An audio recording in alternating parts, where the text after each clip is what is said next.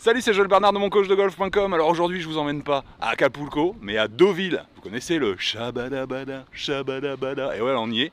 Mais c'est pas pour faire du tourisme, c'est pas pour aller à la plage. Vous avez vu, c'est pas le temps de rêve aujourd'hui. C'est pour vous présenter aujourd'hui une star, mais une star de l'ombre qui a fité les meilleurs joueurs du monde et qui a passé quand même plus de 18 ans sur le tour à adapter le matériel aux petits oignons et j'ai la chance de pouvoir faire aujourd'hui un fitting en mode Touring Pro, enfin Pro du Tour, et je vais vous montrer exactement, on va vous montrer exactement comment ça se passe, je vous dis à tout de suite.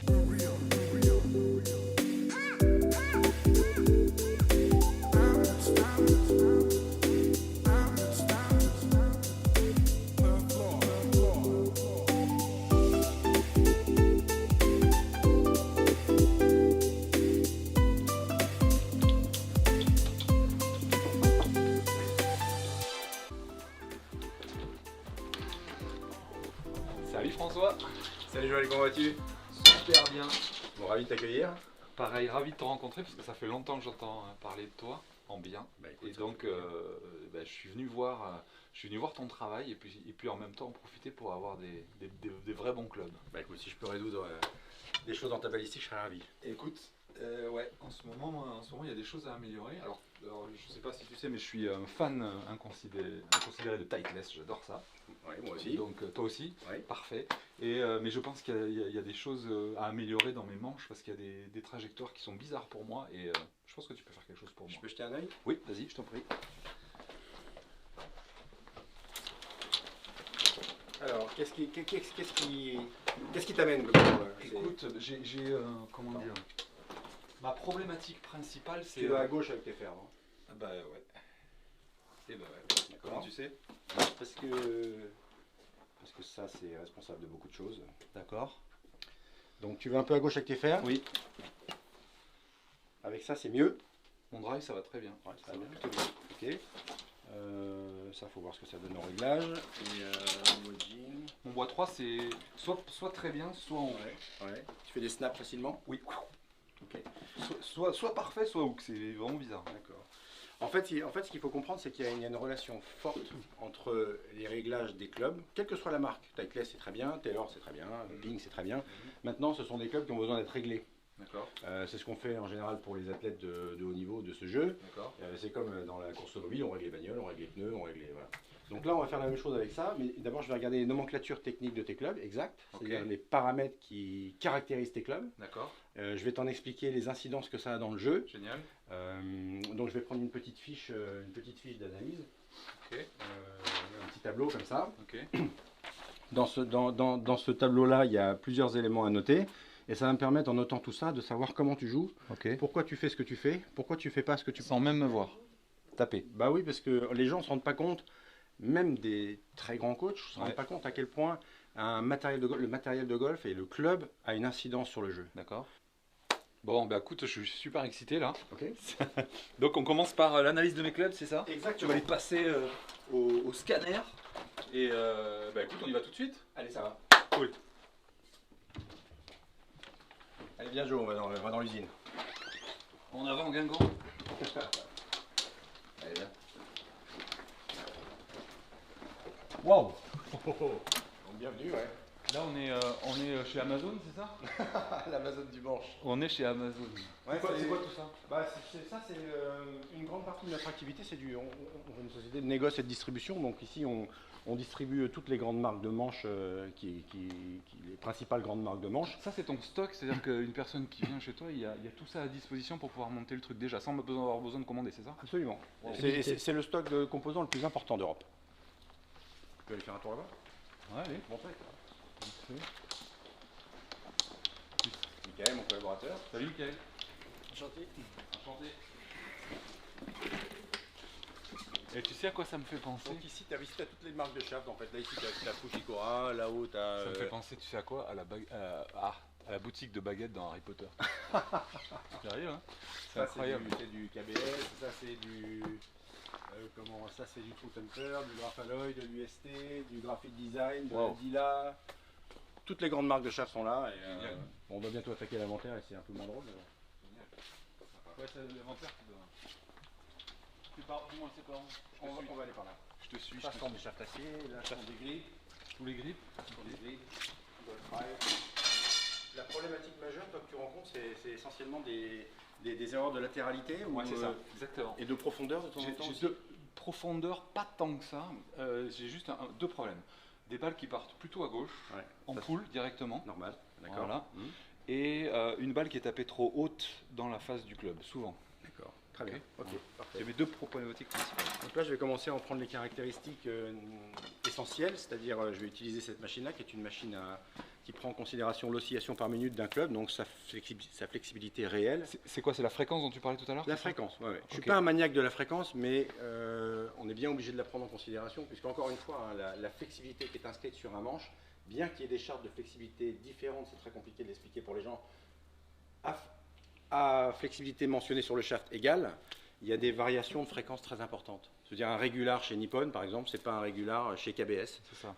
Et par modèle différent, il y a des valeurs différentes. Donc il faut absolument l'appréhender, savoir ce qui a eu un impact sur tes muscles, savoir ce qui a eu un impact sur ton mental dans la compétition et même dans ton jeu en général. Ok. Et ça facilite considérablement le travail de ton coach. Démonstration. Tadam.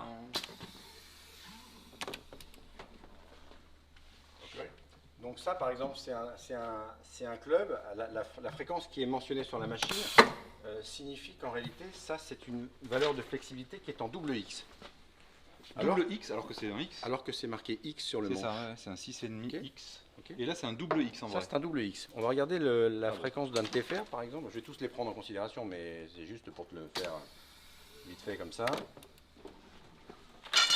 Donc ça, par exemple, c'est du projet X. Le projet X a une charte de flexibilité, une charte de fréquence qui est très élevée. Ce sont d'ailleurs souvent des shafts qui sont utilisés sur les clubs de joueurs très puissants, comme Rory McIlroy, par exemple, ou d'autres qui ont des niveaux de vitesse très élevés comme ça. C'est pas un shaft pour le commun des mortels. Bon, toi, tu es plutôt charpenté, costaud et athlétique. Je mangeais du canard quand j'étais petit. Donc on va regarder ça tout à l'heure en fin de séance, parce que je vais prendre en considération ta vitesse de balle. D'accord. Et il faut absolument, en fitting, prendre en considération la vitesse de balle et la fréquence pour voir s'il y a une corrélation entre les deux. L'un des objectifs du fitting, c'est de créer une corrélation entre l'outil et la personne. Okay. Donc cette chose-là, c'est très important qu'elle existe. Si jamais il y a un décalage comme ça devient très compliqué pour le golfeur, notamment pour celui qui lance, parce que le swing, c'est un mouvement de lancer. Et pour lancer quelque chose, il faut lancer le plus loin possible, il faut avoir un outil qui nous aide. S'il est trop rigide, tu pourras moins lancer ton projectile qui est la balle de golf. Donc il faut trouver une corrélation là-dedans. D'accord. Et trouver une corrélation entre ton fonctionnement corporel et les profils de shaft qui sont sur le marché. Okay. Aujourd'hui, les profils de shaft, il en existe 3. Si le shaft, c'est mon bras, il y a des shafts qui fonctionnent comme ça. Ouais. Qui sont fabriqués pour des gens qui ont une manière de fonctionner avec leur corps, et notamment à prendre de l'appui du sol et de la force du sol pour générer un mouvement de lancer. C'est un point de flexion bas, c'est ça? Un point de flexion bas et plus technique. Tu peux le montrer, non? Ah bien sûr, ouais, par exemple, ça c'en est un. Ne serait-ce qu'en le prenant comme ça, on vérifie à quel endroit il commence à tordre. Et là, on s'aperçoit qu'il commence à tordre vraiment plutôt très bas. Exact. Au niveau du type. Ouais. Okay. Si jamais je te montre un point de flexion médian, par exemple si le shaft c'est mon bras toujours, on va avoir un shaft qui fonctionnera comme ça, c'est très différent de celui d'avant. Celui-là, si on le prend de part et d'autre, tu vois qu'il fonctionne de manière différente. C'est un petit peu plus haut, voilà, tu vois. Okay. Donc ça, c'est un autre profil de shaft. Okay. Et le troisième, si je le prends de part et d'autre, regarde bien la différence, tu vois. Là, je tire fort. Ouais. Donc là, il y a une vraie linéarité dans le fonctionnement. Exactement. Et ça, c'est un shaft qui fonctionne comme ça, si toutefois le shaft, c'est mon bras. Ce n'est pas une histoire de flexibilité.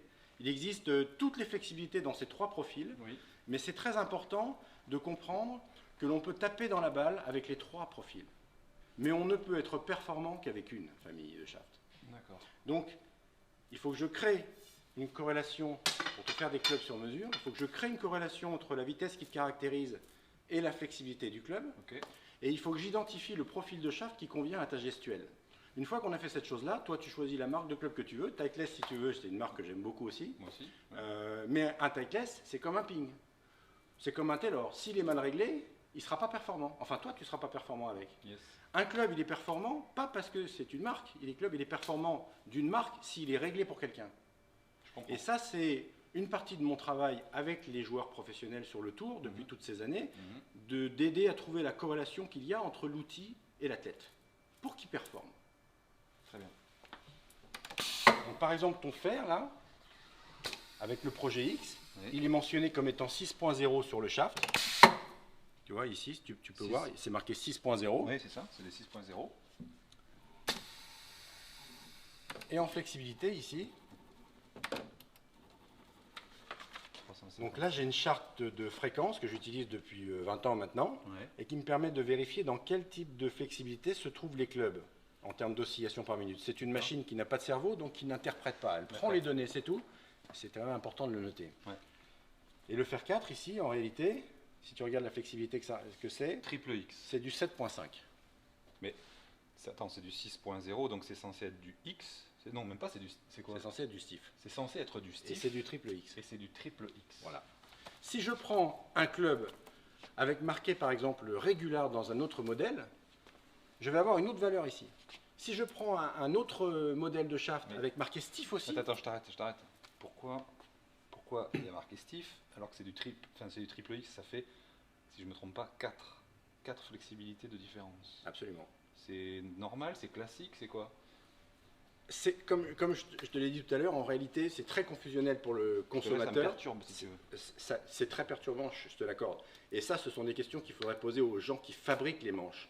Les gens qui fabriquent les manches fabriquent des manches donc avec des modèles différents et avec des chartes de flexibilité qui sont différentes. Alors après, le système, on peut dire qu'il n'est pas si mal fait parce qu'on considère que quelqu'un qui a besoin, par exemple, d'un shaft très léger, il ne va pas forcément avoir beaucoup de vitesse. Donc sa valeur de régular dans ce modèle de shaft léger, elle sera moins élevée, en tout cas c'est ce que j'ai pu en conclure, que pour quelqu'un qui joue un shaft qui serait rigide avec un profil qui serait un peu extrême. Non mais là concrètement, je joue un fer 4 en triple X. Et ta balle sort à gauche.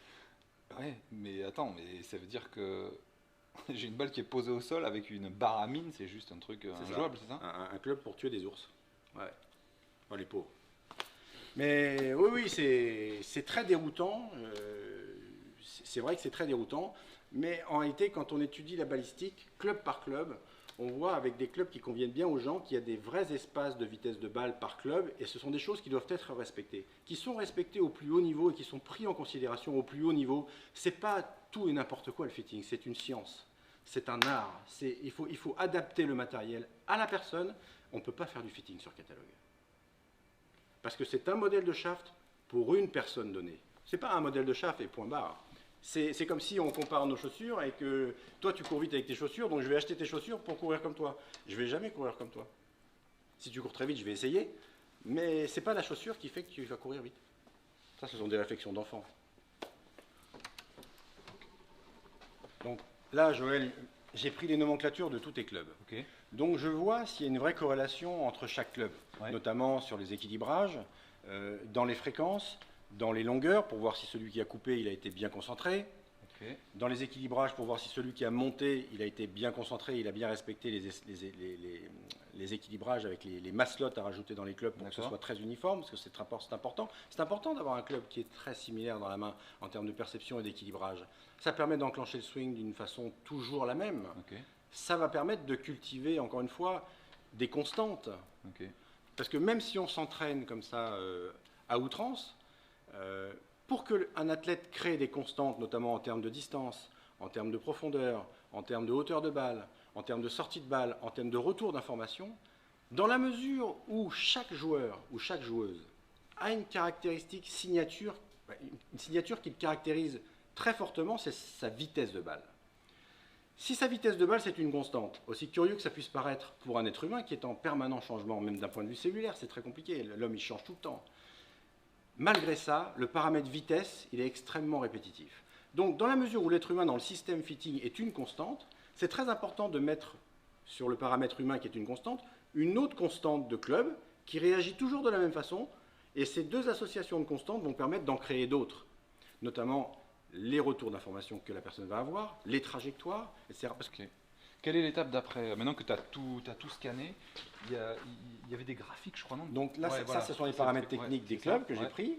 Et là, il y a ton graphique. Alors là, ça veut dire quoi? Ici, j'ai un graphe qui illustre en réalité la cohérence des flexibilités ou pas. Sur ce graphe-là, on devrait avoir une courbe, une ligne de flexibilité qui soit totalement linéaire ici, dans la mesure où, ici, ce qui est caractéristique de la vitesse de balle et de la vitesse de tête de club, toi, Joël Bernard, Oui. comme Nicolas Colsart, comme Tiger Woods, comme J.B. Holmes, Ouais. comme Michel Louis, D'accord. comme Mimi Mati, Ok. tout le monde a une vitesse Ok. qui le caractérise. Donc, Et qui varie très peu, comme tu et dis. qui varie très peu. Donc une fois que je vais identifier ta vitesse dans ce paramètre vitesse ici, là, je vais Ouais. voir où sont tes clubs par rapport à ta vitesse. D'accord. Et s'il y a une corrélation entre les deux. Ok.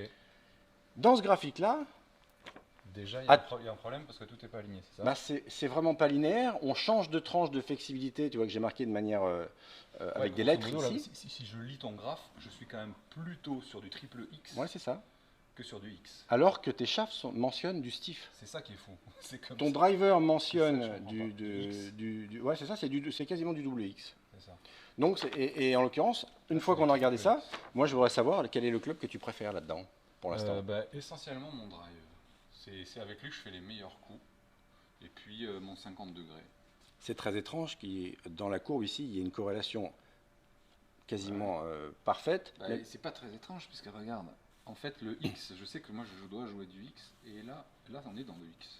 Voilà. Une fois qu'on aura identifié ta vitesse de balle tout à l'heure dans le simulateur, qui est la phase d'après, eh bien, on va vérifier si le driver que tu aimes bien, comme par hasard, est en relation avec ta vitesse de balle. On y va? On y va maintenant? Allez. Ouais, on va taper. Là, ça c'est pour voir où est-ce que ça frotte. Hein, c'est ça Exactement. Où va frotter le club. Parce que ça, c'est un moment que tu ne peux pas contrôler. Ça va trop vite. Oui. Donc, on va vérifier ce qui se passe et quelle est la récurrence de tes frappes avec ton club.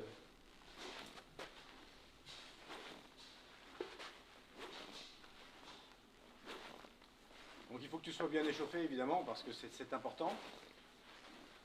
Que tu te trouves dans la même disposition en termes d'échauffement que si jamais tu jouais une compétition ou voilà, un tournoi, enfin, une partie importante ou une partie de golf. Moi, j'utilise un Foresight. Ouais. Au passage, j'utilise un Foresight parce que c'est un appareil qui est exclusivement concentré sur la balistique. Même à la grande surprise de certains très bons joueurs, que la vitesse de balle est une grande constante. D'accord. Quand tu tapes une très très bonne balle ou quand tu tapes une très mauvaise balle, sauf si là, il y a très peu de différence. D'accord.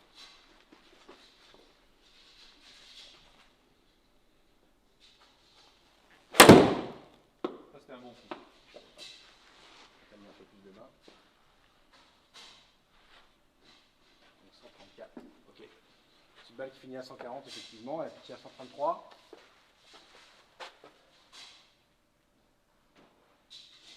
Ça, c'est une balle qui a tourné 1269 tours minutes à gauche, Oui.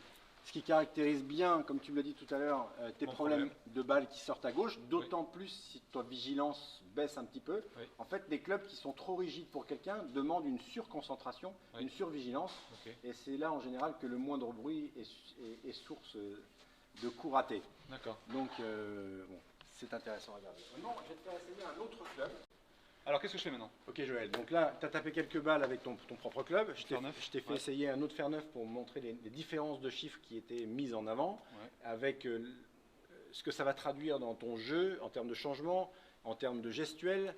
Maintenant, ce qui m'intéresse, c'est de récupérer ta vitesse de balle au drive, qui est en fait le début de ma courbe que je regarde avec précision, Ok. et qui va me permettre de savoir exactement dans quelle tranche de vitesse de balle tu te situes. D'accord. Vas-y, tu vas taper 2 balles. Ok.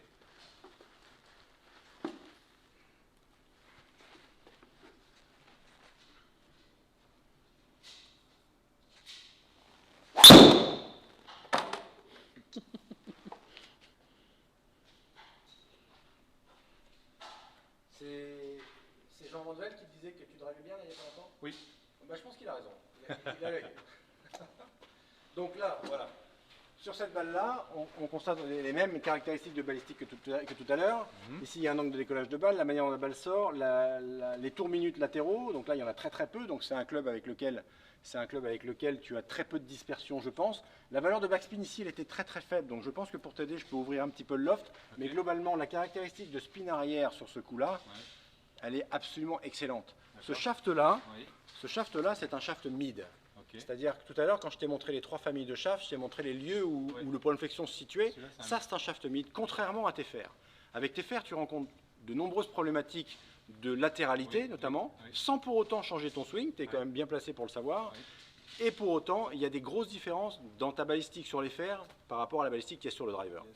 Le problème dans une configuration de sac, que ce soit chez un très grand joueur ou un amateur, c'est qu'un très bon club, quand tu le tapes bien, bah, ça se passe bien. Mais si dans le sac, tu as aussi des clubs qui ne te conviennent pas du tout, notamment sur les fers, le stretching, globalement, que tu fais sur ton swing, ça se fait avec les fers. Généralement, tu prends le fer 7, tu prends le fer 8, tu prends le fer 9. Si ces clubs-là ne te conviennent pas, tu entraînes ton corps et ton esprit à swinger avec un club qui ne te convient pas. Donc, même si celui-là te convient, au bout d'un moment, ça va finir par ne plus aller avec celui-là aussi. Donc, les paramètres de réglage des clubs doivent être les mêmes sur tous les clubs. Okay. Tiens, Joël, maintenant, j'aimerais que tu essayes cette configuration-là. Okay. Tu vas me dire ce que tu en penses, les sensations, et on va regarder ce qui se passe en trajectoire.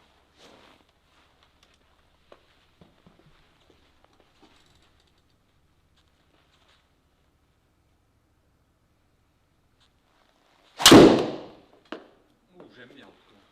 T'as aimé la sensation? Ouais. On va regarder où est le pitch celle-là. La pitch est à 300 yards. 300 yards. Ouais. 300 yards et tu finis à 293. Donc là, clairement, tu as un angle de décollage qui est très intéressant. Pratiquement optimal, on va dire, sur le drive, c'est très intéressant, aux alentours de 13, 13,5, même 14. Un garçon comme Vijay Singh, par exemple, il est même quasiment à 15 en angle de décollage de balle. Ici, on voit que la balle, elle sort un tout petit peu à la gauche, très peu. En revanche, le side spin, il est très réduit. Ça veut dire que tu tournes vraiment sans effort dans le swing, et c'est un club que tu acceptes vraiment bien. Okay. La valeur de spin, elle est quasiment optimale. À 2250 sur un driver, c'est vraiment exceptionnel. Chouette. Il ne faut pas que ça aille en dessous de 1650, ça devient un petit peu ridicule. Donc là, on a une véritable optimisation en termes de carry et une optimisation en termes de roule, puisque après, évidemment, les fairways roulent de manière différente, mais là, on imagine qu'il y a une roule de plus de 20 mètres sur une balle au drive, ce qui est vraiment très intéressant. Pas sur tous les parcours, mais en général, bien sûr, je comprends. très intéressant. Donc ça, c'est une vraie optimisation. Si tu arrives à la lancer un tout petit peu plus haute, ici, avec les algorithmes comme ça devrait nous permettre d'aller casser les 300. Allez, on va essayer. T'as aimé la sensation? Ouais, c'est facile. Parti. Allez, donc, angle de décollage un petit peu plus important. Ouais. Démonstration.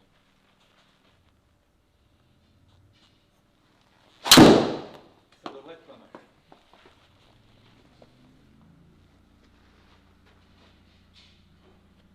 Pitch à 280. Et voilà. Allez, 300.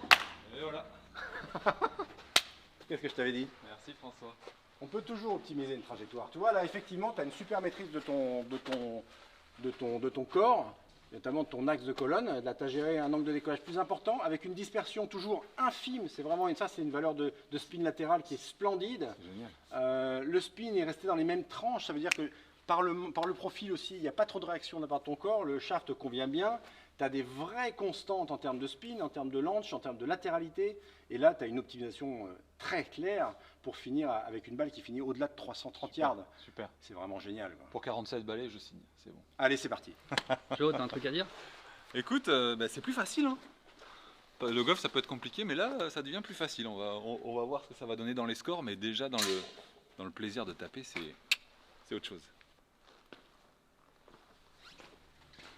Bon, salut hein, François, à la prochaine.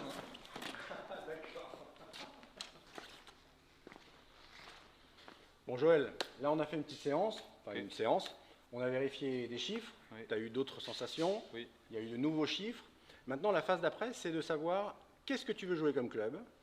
Si tu es lié contractuellement avec une marque ou pas. Si Moi, tu je vais en- jouer Titleist, c'est sûr. Eh ben, si tu joues du Titleist, Mais- moi, je vais faire comme Mais je vais avec... avoir les sensations que j'ai eues là, tu vois. Absolument. Dans la mesure où voilà, je connais tous les paramètres des têtes Titleist, par exemple, Oui. je vais adapter des clubs qui te vont, parce que j'ai identifié les familles de shafts qui te conviennent, les réglages de fréquence qu'il te faut, les longueurs de club qu'il te faut, les tailles de grip qu'il te faut, les équilibrages qu'il te faut, tous ces paramètres qui sont très importants dans la jouabilité d'un club pour quelqu'un. Ouais. Donc si tu veux du Titleist, je vais adapter exactement ça Ouais. au club Titleist que tu veux jouer. Et tu auras les mêmes sensations que ça. Tu sais, sur le tour, pour les joueurs avec lesquels j'ai travaillé ou je travaille, Ouais. il y a des joueurs parfois qui ont des accidents de perte de sac de golf dans les voyages. Oui. Les nomenclatures techniques des clubs, elles sont maîtrisées, on les a quelque part. Si jamais un sac, par exemple, est égaré, eh bien, il faut en urgence remonter donc une configuration de sac complet pour que l'athlète puisse faire un tournoi. Oui. Ça m'est arrivé, pas des dizaines de fois, mais ça m'est déjà arrivé. Et le joueur a performé quand même. Donc, regarde l'exemple de Justin Rose, par exemple. qui est passé d'une marque très connue à une autre marque très connue qui est Onma, par exemple. Il a quand même gagné un tournoi une fois qu'il était en contrat Onma. Et pour autant, la difficulté, ça a été de dupliquer les nomenclatures techniques des clubs qu'il avait avant, et avec lesquels il a déjà gagné, aux paramètres des clubs de la nouvelle marque, et il a gagné encore. Donc que tu joues du Titleist, du Ping, du Callaway, du Wilson, du Dunlop, du Miura, du tout ce que tu veux, à partir du moment où les paramètres sont maîtrisés de réglage, tu auras les mêmes sensations et tu seras susceptible de performer pareil. Ok. Très bien. Donc, s'il y a une marque de shaft en particulier que tu apprécies... Non, je te laisse choisir pour moi. Les 3 familles de shaft que je t'ai évoquées tout à l'heure, elles existent dans toutes les marques de shaft du monde. Des marques de shaft, il en existe un grand nombre. Mais les principales, notamment celles qu'on retrouve dans les mains des joueurs de haut niveau sur le tour, eh bien, sont les principales. Et dans toutes ces marques de shaft-là, donc il existe les 3 profils, c'est-à-dire des points de flexion bas avec des types soft, des points de flexion médians avec des types mid, et des points de flexion hauts avec des types très stiffs. Moi, c'est le milieu, c'est ça? Toi, tu joues des shafts de famille mid. Donc, à partir du moment où on a ce paramètre, que j'ai identifié des grammages qu'il te faut, etc., encore une fois, je pioche dans cette famille-là de la marque que tu voudrais, si toutefois tu voulais une marque de shaft en particulier, bien que tu performerais pareil, avec des shafts dans une marque Intel, mid, par rapport à des shafts mid dans une autre marque. La question que j'ai, c'est par rapport au tarif. C'est-à-dire que la plupart du temps, tu en as toujours pour ton pognon. Donc, il y a des shafts, le prix des shafts est excessivement variable. Si je ne me trompe pas, ça peut aller de... Un shaft pour un bois, ça va de 120 € à 3000. C'est ça. Donc, dans quelle mesure le prix, en quoi, on va dire, qu'est-ce qui va changer entre un manche de 120 balles et 3000 balles? Ça revient en fait à parler des shafts qui sont destinés à être montés dans les mains des amateurs, ce qu'on appelle en anglais les aftermarket shafts, par rapport aux shafts du tour. C'est quoi la différence? Les shafts du tour sont des shafts, en fait si vous voulez, si tu veux, les shafts du tour sont des shafts parfaits. Il y a une classification dans les manches quasiment comme dans les diamants. C'est très compliqué de parler de ça parce qu'il y a une certaine opacité sur ce système-là. Mais un shaft qui est mis dans les mains des meilleurs joueurs du monde, pour la marque de shaft qu'il fabrique pour lui, c'est très important de lui mettre dans les mains quelque chose d'exceptionnel. C'est valable dans la cosmétique, pour les crèmes de jour ou les crèmes de nuit. C'est de la haute couture. C'est de la haute couture. Donc, et c'est leur tête de gondole.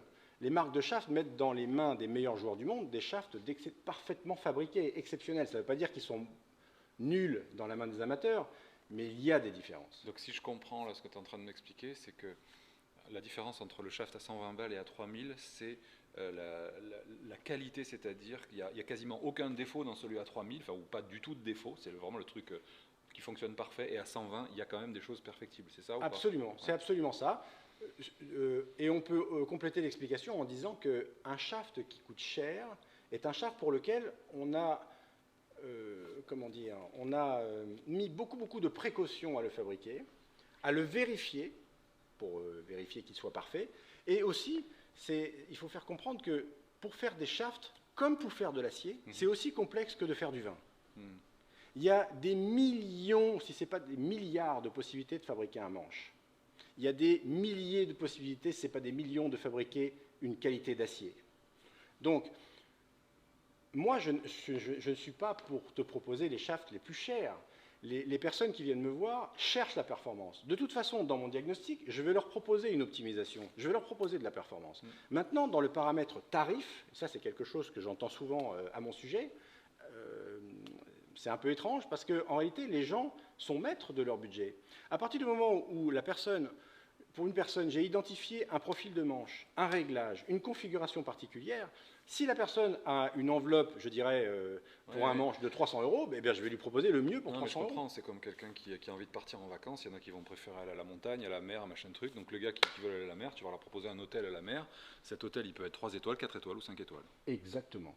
Exactement. Et je pense qu'il y a ce type de graduation dans tout, y compris dans le fitting. Bien sûr, bien sûr. Ok, c'est très clair, François. Écoute, je te remercie, c'était vraiment un plaisir. Je vais vous faire une petite conclusion là juste après, les amis. Mais en tout cas, je suis très fier et très heureux d'avoir suivi cette séance et le process que tu utilises pour les joueurs du tour, c'est ça? Absolument. Et ben j'ai hâte maintenant de voir de ce que ça va produire sur le parcours. Je vous tiendrai au courant très rapidement. Et pour François, j'ai plein de questions à te poser. Donc évidemment, cette vidéo est déjà assez longue comme ça. Par contre, je te propose, si tu veux bien, de faire une interview, que les gens puissent connaître un petit peu, parce que François c'est un homme de l'ombre, comme je vous ai dit. Il a passé des années et il continue évidemment d'aller sur le tour. Il a fité les meilleurs joueurs de la planète. On en parlera justement un peu plus en détail dans l'interview que je vous propose de découvrir juste en dessous de cette vidéo. Si le matos, si le fitting, si en tout cas l'optimisation voilà, de vos performances via le matériel. Et puis si vous avez envie de découvrir le travail de François plus en détail, eh bien je vous retrouve tout de suite. À tout de suite François. À tout de suite.